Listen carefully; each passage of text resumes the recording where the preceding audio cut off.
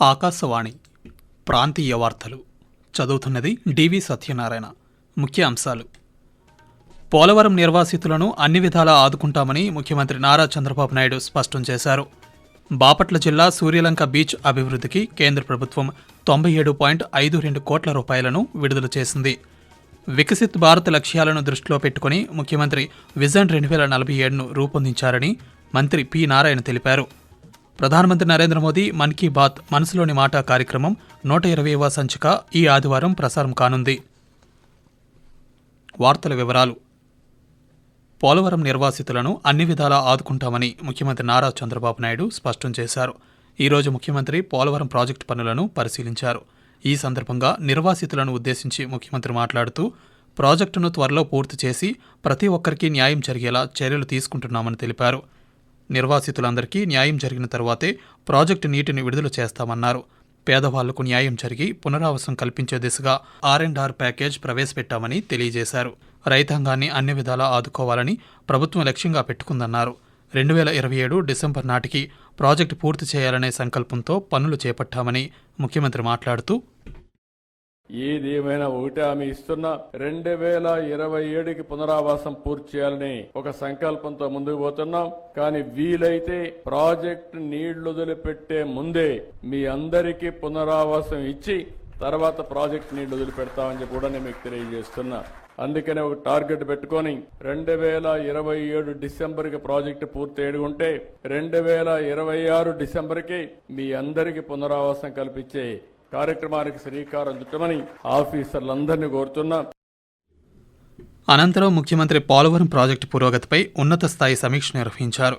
ఈ సమీక్షలో నీటిపారుదల శాఖ మంత్రి నిమ్మల రామానాయుడు, మంత్రులు నాదెండ్ల మనోహర్, కొలుసు పార్థసారథి ఉన్నతాధికారులు పాల్గొన్నారు.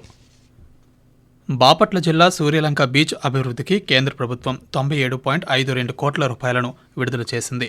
కేంద్ర ప్రభుత్వం చేపట్టిన స్వదేశీ దర్శన్ 2.0 పథకం కింద నిధులు మంజూరయ్యాయని రాష్ట్ర పర్యాటక సాంస్కృతిక శాఖ మంత్రి కందుల దుర్గేష్ వెల్లడించారు. త్వరలోనే అంతర్జాతీయ ప్రమాణాలతో సూర్యలంక బీచ్ను అభివృద్ధి చేస్తామన్నారు. కాగా ఇటీవల ఢిల్లీ పర్యటనకు వెళ్లిన మంత్రి కందుల దుర్గేష్ కేంద్ర పర్యాటక శాఖ మంత్రి గజేంద్ర సింగ్ షెకావత్ను కలిసి బీచ్ అభివృద్ధికి నిధులు మంజూరు చేయాల్సిందిగా కోరారు. ఆంధ్రప్రదేశ్ రాష్ట్రాన్ని 2047 నాటికి సమగ్రమైన సమతుల్యమైన అభివృద్ధికి నమూనాగా రూపొందిస్తామని రాష్ట్ర పురపాలక పట్టణాభివృద్ధి శాఖ మంత్రి పి నారాయణ అన్నారు. ఈరోజు విజయవాడలో స్వర్ణాంధ్ర 2047పై జరిగిన ఒక కార్యశాలలో మంత్రి పాల్గొన్నారు. అనంతరం పాత్రికేయులతో మాట్లాడుతూ, విజన్ 2047లో 10 సూత్రాల అమలుతో రాష్ట్రాన్ని అన్ని రంగాల్లో మొదటి స్థానంలో నిలపాలన్నదే ముఖ్యమంత్రి లక్ష్యమని తెలిపారు. 2047 నాటికి దేశం 100 ఏళ్ల స్వాతంత్ర్య వేడుకలు జరుపుకుంటుందని, ఆ సమయానికి రాష్ట్రాన్ని మురికివాడల రహితంగా తీర్చిదిద్దాలనే లక్ష్యంతో ప్రభుత్వం పనిచేస్తోందన్నారు. వికసిత్ భారత్ లక్ష్యాలను దృష్టిలో పెట్టుకుని ముఖ్యమంత్రి నారా చంద్రబాబు నాయుడు విజన్ 2047ను రూపొందించారని మంత్రి నారాయణ వివరిస్తూ, భారత ప్రధాని అనుకున్న లక్ష్యాలు, అదేవిధంగా మన రాష్ట్ర ముఖ్యమంత్రి అనుకున్న లక్ష్యాలని సాధించడానికి కావలసిన అనేక డిస్కషన్స్, అంటే ఉన్న వనరులను వాడుకొని నీటి వనరులు కావచ్చు, ఖనిజ సంపద కావచ్చు, ఇతర సంపదలు కావచ్చు, ఇవన్నీ యూటిలైజ్ చేసుకుని ఏ విధంగా అనుకున్న టార్గెట్ ని మనం రీచ్ కావాలో దాని మీద ఈరోజు ఈ కార్యక్రమాన్ని school of planning and architecture వారు అరేంజ్ చేశారు. ఖచ్చితంగా ఈ 5 సంవత్సరాల్లో ఆంధ్రప్రదేశ్ ఏదైతే ముఖ్యమంత్రి గారు మాకు దిశానిర్దేశాలు ఇచ్చారో దాని ప్రకారం చేస్తూ ముందుకు పోవడం జరుగుతుంది. ఉగాది, రంజాన్ పండుగలను పురస్కరించుకొని ఆప్కోలో వస్త్రాలు కొనుగోలు చేసేవారికి రాష్ట్ర ప్రభుత్వం 30% రాయితీ ఇవ్వనుందని విజయనగరం డివిజన్ ఆప్కో మండల వాణిజ్య అధికారి బి హరిప్రసాదరావు ఈరోజు ఒక ప్రకటనలో తెలిపారు. ఎంపిక చేసిన చేనేత వస్త్రాలపై 45% రాయితీ ఇస్తున్నామని పేర్కొన్నారు. పార్వతీపురం మన్యం జిల్లాలోని అన్ని ఆప్కో విక్రయశాలల్లో ఈ రాయితీలు లభిస్తాయన్నారు.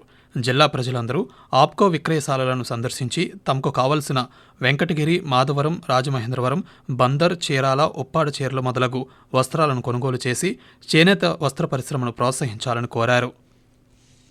ప్రధానమంత్రి నరేంద్ర మోదీ తన మనసులోని భావాలను ఆకాశవాణి ద్వారా దేశ ప్రజలతో పంచుకునే మన్ కీ బాత్ మనసులోని మాట కార్యక్రమం 120వ సంచిక ఈ నెల 30వ తేదీ ఆదివారం ప్రసారమవుతుంది. మన్ కీ బాత్ కార్యక్రమానికి ప్రజలు తమ సూచనలు, సలహాలు అందించాలని ప్రధానమంత్రి కోరారు. ప్రజలు తమ స్వర సందేశాలను 1800 నెంబర్కు రేపు సాయంకాలం వరకు పంపవచ్చు. ఆకాశవాణి ప్రాంతీయ వార్తలు వింటున్నారు.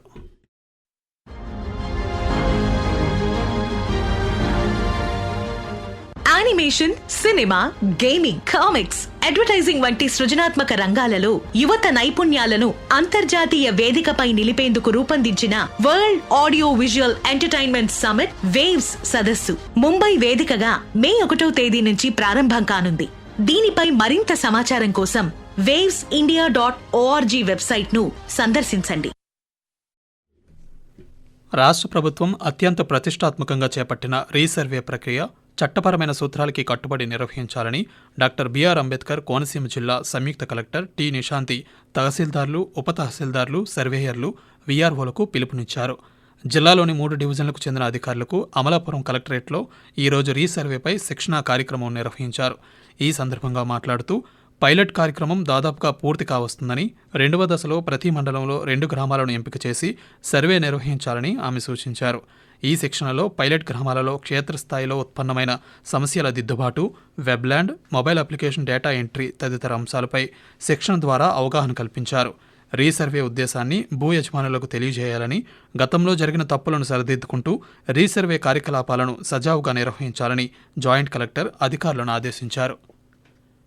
ఈ వేసవిలో ఎండల తీవ్రత ఎక్కువగా ఉంటుందన్న హెచ్చరికల నేపథ్యంలో మహాత్మాగాంధీ జాతీయ గ్రామీణ ఉపాధి హామీ పథకంలో వాటర్ బిల్ విధానం అమలు చేయాలని రాష్ట్ర ప్రభుత్వం నిర్ణయించింది. ఈ మేరకు అధికారులకు ఆదేశాలు జారీ చేసింది. ఈ కార్యక్రమంపై తిరుపతి జిల్లా శ్రీకాళహస్తి ఎంపీడీఓ పఠాన్ రఫీక్ ఖాన్ తొండమనాడు గ్రామంలో జరుగుతున్న జాతీయ ఉపాధి హామీ పనులను ఈరోజు పరిశీలించారు. ఉపాధి హామీ పథకంలో పనిచేస్తున్న వారికి ఎటువంటి సదుపాయాలను అందిస్తున్నారనే వివరాలను అధికారులను అడిగి తెలుసుకున్నారు. అక్కడ పనిచేస్తున్న కార్మికులకు మజ్జిగ, మంచినీళ్లు, ఓఆర్ఎస్ ప్యాకెట్లను పంపిణీ చేశారు. అనంతరం పాత్రికేయులతో మాట్లాడుతూ ఎండ తీవ్రత పెరుగుతున్న రీత్యా ఉదయం 6 గంటల నుంచి 11 గంటల వరకు ఉపాధి హామీ కూలీలకు పని కల్పించమని చెప్పి తెలుపున్నారు. అట్లాగే పని ప్రదేశంలో నీరు, నీడ ఏర్పాటు చేయమని చెప్పి తెలిపారు. వైద్య ఆరోగ్య శాఖ నుంచి ఏఎన్ఎంల ద్వారా ఓఆర్ఎస్ ప్యాకెట్స్ కూడా సప్లై చేయమని చెప్పి ఇవన్నీ కూడా మాకు ఆదేశాలు జారీ చేస్తున్నారు. వారిద్దరి యొక్క ఆదేశాలను బేస్ చేసుకొని ఇక్కడ ఈ రోజు మేము అన్ని సౌకర్యాలు కల్పించి ఉపాధి హామీ కూలీలకి పనులు చేయిస్తున్నాము. కందుకూరి ప్రతిష్టాత్మక పురస్కారాలను ఏప్రిల్ 16న ప్రదానం చేయనున్నామని ఆంధ్రప్రదేశ్ రాష్ట్ర చలనచిత్ర, టీవీ నాటకరంగ అభివృద్ధి సంస్థ మేనేజింగ్ డైరెక్టర్ హిమాంశు శుక్లా తెలియజేశారు. ఈ మేరకు ఒక ప్రకటన విడుదల చేస్తూ కందుకూరి వీరేశలింగం పంతులు గారి 177వ జయంతిని పురస్కరించుకొని నాటకరంగంలో అత్యుత్తమ సేవలందిస్తున్న కళాకారులు, సాంకేతిక నిపుణులు, రచయితలు, దర్శకులకు తెలుగు నాటకరంగ దినోత్సవం సందర్భంగా పురస్కారాలను ప్రదానం చేయనున్నామని తెలిపారు. ఈ పురస్కారాలకు రాష్ట్ర జిల్లా స్థాయిలో దరఖాస్తులను వచ్చే నెల 7వ తేదీలోగా పంపించాలని పేర్కొన్నారు. అనకాపల్లి నూకాంబిక అమ్మవారి కొత్త అమావాస్య జాతరను ప్రభుత్వం రాష్ట్ర స్థాయి పండుగగా ప్రకటించడంతో అధికారులు ఈ మేరకు విస్తృత ఏర్పాట్లను చేస్తున్నారు. నెల రోజుల పాటు సాంస్కృతిక కార్యక్రమాలు, చేతివృత్తుల స్టాళ్లు వంటివి ఏర్పాటు చేయడానికి ఆలయం వద్ద తగినంత స్థలం లేకపోవడంతో స్థానిక ఎన్టీఆర్ స్టేడియంలో నిర్వహించాలని నిర్ణయించారు. అందులో భాగంగా స్టేడియం ప్రవేశ మార్గం వద్ద నూకాంబిక అమ్మవారి 12 అడుగుల ఉత్సవ విగ్రహాన్ని ఏర్పాటు చేయనున్నారు. వేదికపై నెల రోజుల పాటు ప్రతిరోజు కోలాటాలు, జానపద నృత్యాలు, సంకీర్తనలు, భరతనాట్యం తదితర కార్యక్రమాలను నిర్వహిస్తారు. స్టేడియంలో చేతివృత్తులు, హస్తకళల ప్రదర్శన, అమ్మకాల కోసం స్టాళ్లను ఏర్పాటు చేస్తున్నారు. దక్షిణ ఛత్తీస్గఢ్ నుండి గల్ఫ్ ఆఫ్ మన్నార్ వరకు ఉత్తర దక్షిణ ద్రోణి ఈరోజు సగటు సముద్ర మట్టానికి 900 మీటర్ల వరకు విస్తరించి ఉందని అమరావతిలోని భారత వాతావరణ కేంద్రం తెలిపింది. దీని ప్రభావంతో రాష్ట్రంలో తేలికపాటి నుండి ఒక మోస్తరు వర్షాలు లేదా ఉరుములతో కూడిన జల్లులు రేపు కురిసే అవకాశం ఉందని వాతావరణ కేంద్రం పేర్కొంది. ప్రాంతీయ వార్తలు ముగించే ముందు ముఖ్యాంశాలు మరోసారి. పోలవరం నిర్వాసితులను అన్ని విధాలా ఆదుకుంటామని ముఖ్యమంత్రి నారా చంద్రబాబు నాయుడు స్పష్టం చేశారు. బాపట్ల జిల్లా సూర్యలంక బీచ్ అభివృద్ధికి కేంద్ర ప్రభుత్వం 97.52 కోట్ల రూపాయలను విడుదల చేసింది. వికసిత్ భారత్ లక్ష్యాలను దృష్టిలో పెట్టుకుని ముఖ్యమంత్రి విజన్ 2047ను రూపొందించారని మంత్రి పి నారాయణ తెలిపారు. ప్రధానమంత్రి నరేంద్ర మోదీ మన్ కీ బాత్ మనసులోని మాట కార్యక్రమం 120వ సంచిక ఈ ఆదివారం ప్రసారం కానుంది. ప్రాంతీయ వార్తలు ఇంతటితో సమాప్తం. తిరిగి 8 గంటల 30 నిమిషాలకు జాతీయ వార్తలు వింటారు.